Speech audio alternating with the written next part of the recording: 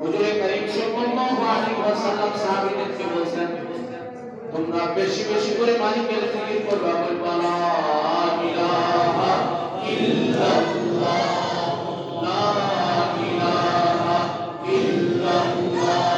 সবাই বলেন লা ইলাহা ইল্লাল্লাহ, লা ইলাহা ইল্লাল্লাহ, লা ইলাহা ইল্লাল্লাহ, লা ইলাহা ইল্লাল্লাহ, লা ইলাহা ইল্লাল্লাহ।